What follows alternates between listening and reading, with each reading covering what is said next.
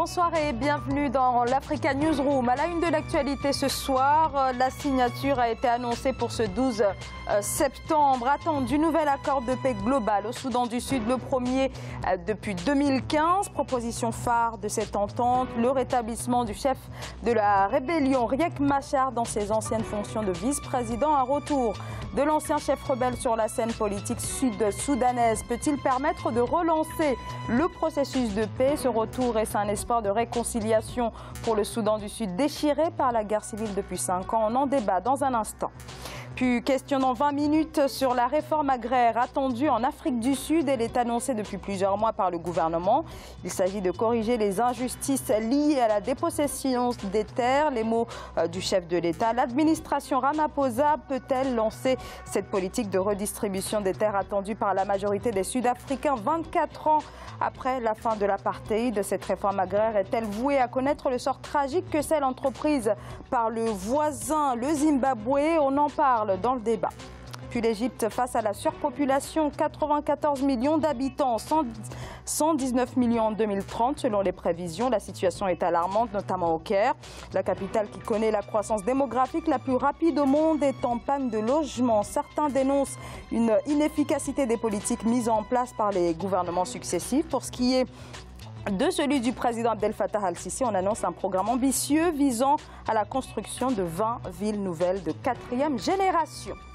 Voilà pour les titres. Et pour en débattre avec moi sur ce plateau, Monsieur Pape Kabo, bonsoir. Bonsoir Zara. Merci à vous. Vous êtes analyste politique. À mes côtés également Monsieur Blaise Ndoumbe-Youm, bonsoir. Bonsoir Zara. Vous êtes psychothérapeute et chef d'entreprise. Sur ce plateau également Monsieur Barandiaï, bonsoir. Bonsoir Zara. Vous êtes consultant en innovation technologique. Merci à tous les trois d'avoir accepté notre invitation. On place tout de suite à l'actualité politique.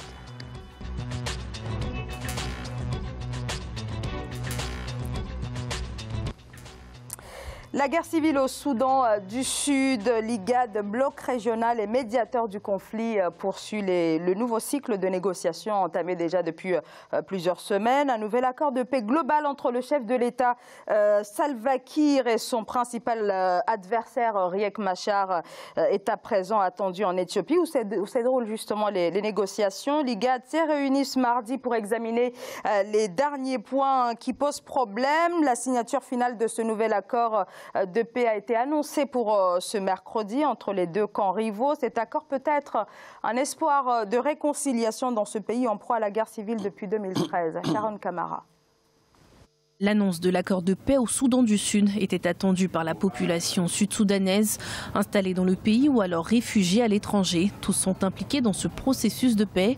À Khartoum, la capitale du Soudan, des représentants de réfugiés sud-soudanais ont rencontré les parties impliquées dans les négociations de paix. Une rencontre qui vise à imposer la voix des réfugiés et à les placer ainsi au cœur de ce processus de paix qui doit mettre fin à la guerre civile. Les réfugiés sont les premiers concernés par cette rencontre. C'est à cause de ces violences qu'ils ont fui et ils doivent être certains que cet accord va se concrétiser. Si ce n'est pas le cas, ils ne reviendront pas et ils doivent poser ces questions pour se sentir suffisamment en confiance pour rentrer chez eux et commencer à reconstruire leur vie au Soudan du Sud. Selon le Haut Commissariat aux réfugiés, il serait plus d'1 million de réfugiés sud-soudanais à avoir fui les violences. L'Ouganda voisin est le pays qui a accueilli le plus de réfugiés sud-soudanais. Une situation à l'origine de fortes tensions ces derniers mois. Avant la signature des accords de paix, ceux qui ont décidé d'initier cet accord de paix ont expliqué aux réfugiés pourquoi ils ont opté pour certaines décisions et l'impact que celles-ci auront. Annoncé en août dernier, l'accord de paix entre le pouvoir et la rébellion au Soudan du Sud sera signé ce mercredi 12 septembre 2018. La rencontre entre les deux parties aura lieu à Addis Abeba, la capitale éthiopienne, à l'occasion d'un sommet de l'IGAD, l'autorité intergouvernementale pour le développement. Alors la signature de l'accord de paix dit global est toujours attendue. Il a été annoncé pour ce mercredi, mais à l'heure où l'on parle, voilà, il n'y a toujours rien, en tout cas en ce qui concerne la signature de cet accord. Néanmoins, on sait que cet accord prévoit entre autres le retour de Riek Machar dans ses anciennes fonctions de vice-président, premier vice-président. Est-ce que cela peut permettre de relancer véritablement le processus de paix au Soudan du Sud, ou bien il s'agit d'un énième accord de plus dans ce pays? Pape Kabo. Il faut espérer que ce soit véritablement l'accord de tous les espoirs. C'est le cas en fait actuellement et le Soudan a intérêt à réussir ces accords-là pour ne pas non plus retomber dans un processus interminable. Aujourd'hui, ce qui est important, c'est que les Soudanais ont compris que les réfugiés doivent être au centre de ces accords qui sont en train d'être préparés. Ce mercredi est effectivement le véritable jour J et le D-Day, comme diraient les Américains. Et c'est important qu'à Addis, on parvienne à signer un accord qui sera gagnant-gagnant. Gagnant-gagnant pour tous les Soudanais, mais ceux de l'intérieur comme ceux de l'extérieur. Parce qu'on ne peut pas se passer justement de cette population qui est partie et dont le pays a paradoxalement le plus grand besoin pour espérer se sortir de cette situation. Baran Dia, c'était important d'entendre les réfugiés. Bah oui, effectivement, quelque part, ils font quand même, c'est le centre du débat se focalise au niveau des réfugiés parce que si on se rappelle, depuis le début de la guerre civile en 2013, il y a eu pas mal de cessez-le-feu, comme vous l'avez dit tout à l'heure, un énième cessez-le-feu et les accords de paix qui s'en suivent. C'est des progrès majeurs qu'on parle d'accords de paix. Sauf qu'avant qui négociaient les représentants d'Eric Machar, rebelles, et monsieur Salva Kiir, qui est le président de la République depuis 3 mandats maintenant.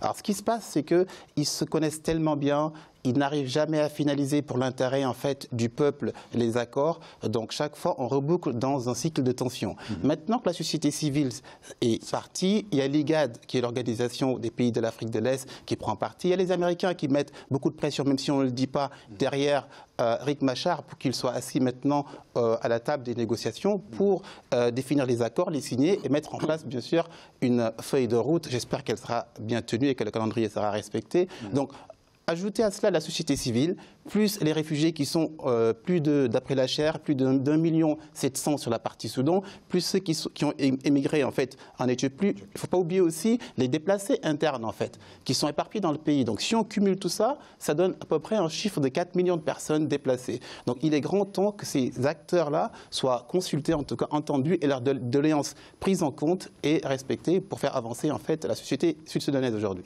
Blaise Ndoumbe-Ayoum, vous voulez intervenir? Oui, je ne vais pas dire plus que ce qu'ils ont déjà dit sur ce sujet, mais pour régler un problème, il faut toujours aller à la base du problème. Le problème est entre 2 grands leaders qui se refusent la gestion d'un pays qui s'est divisé déjà, parce qu'on parle du Sud-Soudan qui s'est évidemment séparé de sa partie nord, avec ses problématiques après pour se reconstruire économiquement. Derrière ça, on sait également que toute la sous-région qui est autour du Sud-Soudan, y compris le Tchad, Centrafrique et autres pays, l'Ouganda qui a accueilli la majorité des réfugiés, ont été déstabilisés à cause de ce problème du Sud-Soudan, d'où partait aussi un certain nombre d'armes. Il y a forcément des acteurs extérieurs qui alimentent ces guerres, qui ont tout intérêt à ce qu'elles soient maintenues ainsi, pour des raisons qui nous échappent peut-être à nous, mais dont on voit le résultat. Mais aujourd'hui, la pression qui est exercée à cause de ces réfugiés qui sont à l'extérieur, partout un peu éparpillés en Afrique, le temps qui passe et la pression qu'ils exercent dans leur pays d'accueil, qui ont du mal à les contenir depuis autant d'années, fait qu'ils deviennent les acteurs principaux, qui obligent les acteurs à se mettre autour d'une table. Mais on sait que ces négociations, si elles ne sont pas faites dans les règles de l'art, en regardant les intérêts des uns et des autres, elles risquent de reproduire les mêmes effets.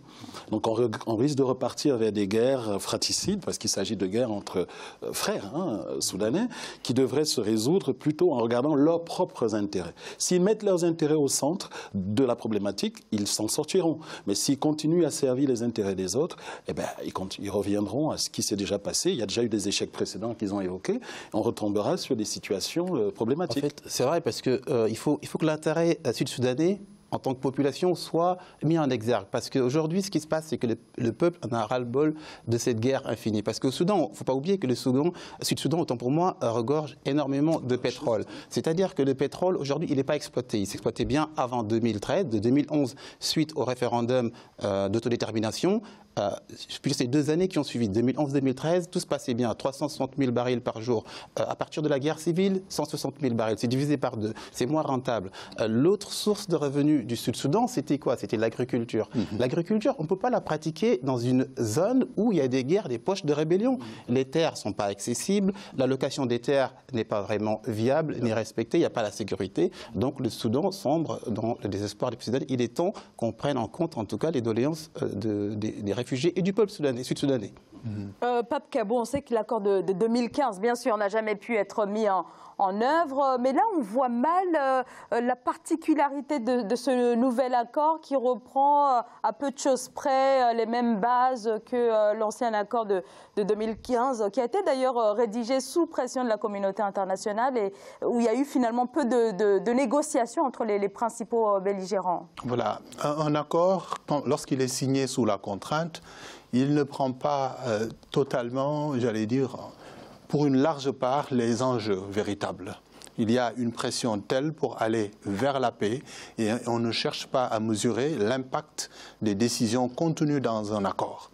Un accord, il concerne une situation à vivre immédiatement et il faut aussi se projeter dans un avenir plus ou moins lointain.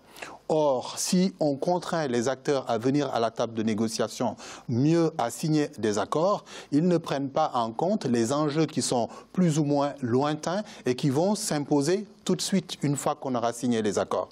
Je disais tout à l'heure que les Soudanais doivent tenir compte de l'impact de la propagation de la population soudanaise à l'extérieur du pays et, comme l'a rappelé tout à l'heure Bara, à l'intérieur du pays, disséminée un peu partout. Une des potentialités importantes du Soudan, c'est l'agriculture. Les gens ne travaillent plus. Or, ce n'est pas tenable. Un réfugié, il coûte cher, il pèse. Et il y a aussi la question de l'honneur. Quelqu'un qui part de chez lui, il perd une partie de lui. Quelque part, c'est un assisté, c'est quelqu'un qu'on prend en main, c'est quelqu'un que l'on conduit qui, en fait, au bout du compte, devient quasiment un enfant. Il est infantilisé. Alors que c'est un acteur, c'est quelqu'un qui potentiellement peut produire, peut générer de la richesse, peut aider à développer un pays. Donc, ces décisions-là, une fois qu'elles seront prises, prendre en compte la ressource humaine soudanaise disséminée dans le pays et tenir compte aussi de l'impact des pertes économiques engendrées par cette guerre. Parce qu'aujourd'hui, tout le potentiel dont regorge le territoire n'est pas exploité. L'exemple du pétrole suffit pour montrer que véritablement, il y a un enjeu certain qui est de se dire que, bon, qu'est-ce qu'on a à gagner en fait? On est dans une situation de perdant-perdant. Les deux leaders ne gagnent pas du tout. Les Soudanais de l'intérieur perdent, ceux de l'extérieur perdent encore. Il faut se projeter et se mettre dans une position de gagnant-gagnant. Et dans le gagnant-gagnant, il faut absolument céder et ne pas être des jusqu'au-boutistes. Oui, bon, pour ajouter à cela, on dit bien que la situation économique est désastreuse. Hein. Absolument. On le disait également avec la baisse du cours du baril de pétrole. Aujourd'hui, ça remonte un peu. Mais le Soudan a joué tout son va-tout dans ce dernier accord. Évidemment que même si un accord était signé aujourd'hui à Addis Abeba, ça ne résoudrait pas en soi tous les problèmes. Il faut le mettre en pratique, il faut le mettre en place, il faut désarmer les partis, ce n'est pas toujours la chose la plus facile. Il faut réintégrer un certain nombre d'entre eux dans les corps d'armée qui vont se reconstituer dans un État très fragile, économiquement très fragile. Donc, bien sûr qu'il y aura un accord, on le souhaite. De toute façon, ils ont le dos au mur, on l'a déjà dit. Mais au-delà de cela, il faudrait que la société civile sud-soudanaise prenne l'entière de ses responsabilités. Il faut vraiment s'y engager avec les ressources qui sont les leurs, c'est-à-dire remettre en place cette agriculture qui va être la base. Ça va prendre 2-3 ans pour commencer à produire quelque chose, mais économiquement, également, se renégocier certains accords avec le pétrole, parce qu'il faut rentrer des ressources. Il faudra payer après leurs fonctionnaires, payer ce nombre. Rentrer 3 millions de réfugiés dans un pays aujourd'hui qui n'entreront pas d'un coup, on le sait bien, par séquence, c'est énorme économiquement.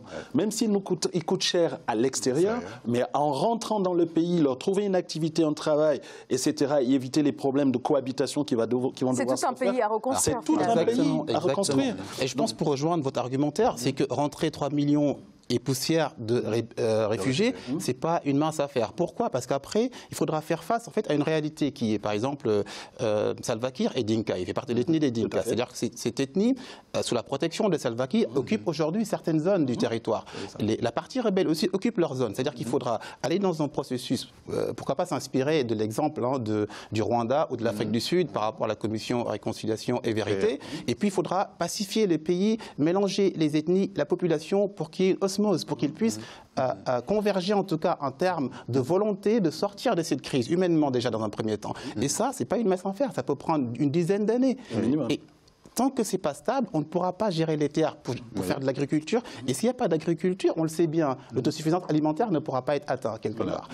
Pour que les investisseurs puissent se ruer vers le Sud-Soudan en disant que tout est stable, tout est bon, il faudra que ces deux parties, lors de cet accord, mettent des gages sur la table qui montrent que ce pays est stable et ce pays est sécurisé, ou va l'être en tout cas. Et essayer de tenir cette feuille de route et de la respecter. Sinon, je ne vois pas dans quelle mesure le Soudan pourra émerger assez rapidement. La signature d'un accord prévoit toujours un agenda. Il y a des choses qui vont se faire step by step, étape par étape. Le dépôt des armes, le désarmement des belligérants, c'est une étape première, étape essentielle, pour justement inspirer les financiers, qu'ils sont soudanais ou qui sont hors du Soudan. Les financiers n'aiment pas le flou. Tant qu'on n'est pas assuré que la guerre va cesser, dans un plus ou moins long terme, je ne vois pas de sérieux financiers qui accepteraient de venir injecter des fonds pour le développement du Soudan. Il y a un potentiel, c'est vrai, mais la paix est le premier investissement à sécuriser. Et pour cela, cet accord est capital et ils doivent justement ne pas se tromper dans l'agenda et se fixer des objectifs atteignables. Le retour des réfugiés ne peut pas se faire en une étape. Il faudra que cela soit préparé parce qu'il faut des investissements pour accueillir le personnel qui revient, à la fois la scolarisation des jeunes, leur formation, les prises en compte des problèmes de santé, etc. etc. Donc je pense que c'est un agenda qui prévoira forcément les différentes étapes pour permettre le retour des réfugiés et les absorber de manière, j'allais dire, digeste pour le pays et son économie. Alors, très rapidement, on a vu que ces dernières semaines, c'est véritablement les pays d'Afrique de l'Est qui ont pris le lead dans les négociations, notamment le Soudan du président Omar el-Béchir. Est-ce que cela peut témoigner d'un certain désengagement de l'Occident, notamment des États-Unis, dans cette partie du continent ? Non, en ce qui me concerne, il l'a dit tout à l'heure, les États-Unis sont quelque part derrière ces accords qui poussent un peu le président actuel à négocier avec son opposition. Mais au-delà de cela, en ce qui concerne l'Afrique, je l'ai dit tantôt, c'est la pression aussi qu'exercent les réfugiés soudanais dans les autres pays, qui fait que, de toute évidence, à un moment donné, comme on le voit dans d'autres pays, où quand il y a une masse de réfugiés qui viennent, à un moment donné, il faut bien qu'ils repartent chez eux. Il a dit également, mon cher confrère en face, qu'on ne peut pas, de façon perpétuelle, se maintenir dans l'infantilisation. Parce que quand quelqu'un part de chez lui, même si on lui accorde le gîte et le couvert ailleurs, à un moment donné, il faut bien qu'il rentre. Personne ne se sent très à l'aise, au final, chez l'autre. Bien qu'on soit tous africains dans ce contexte-là. Mais on a encore un peu sa base, son choix. Donc il faut bien qu'ils reviennent chez eux, ces Sud-Soudanais, mais dans un contexte bien défini, comme l'a dit Pape. Il faut vraiment qu'ils entrent dans une situation qui va faire, au lieu de rentrer dans la difficulté encore et mettre davantage le Sud-Soudan dans les difficultés qu'il rencontre actuellement, qu'il soit plutôt un potentiel économique, parce qu'ils en ont besoin. Mais il faut que ces bases soient posées et que la garantie de la paix soit assurée. C'est l'essentiel pour que les investisseurs aillent mettre leur argent dans un pays qui est en grande difficulté maintenant depuis plusieurs années, suite aussi à la partition du pays en général et les divisions qu'il y a entre les ethnies dans le Sud-Soudan. Donc c'est très complexe, mais on a bon espoir que les choses... Effectivement, le gouvernement de Khartoum a raison de s'impliquer maintenant, parce qu'il ne faut pas oublier qu'avant l'autonomie du Sud-Soudan, tout ça dépendait de Khartoum, et que Salva Kiir lui-même était le représentant de la province sécessionniste du Sud-Soudan. Donc l'Afrique a besoin que les pays africains prennent en main le destin de l'Afrique. On n'a plus besoin de la Chine, de l'Union européenne, de la communauté internationale. Réglons nos problèmes nous-mêmes comme des grands. Merci beaucoup à tous les trois pour ce décryptage. On va à présent marquer une très courte pause et on se retrouve dans quelques instants. À tout de suite.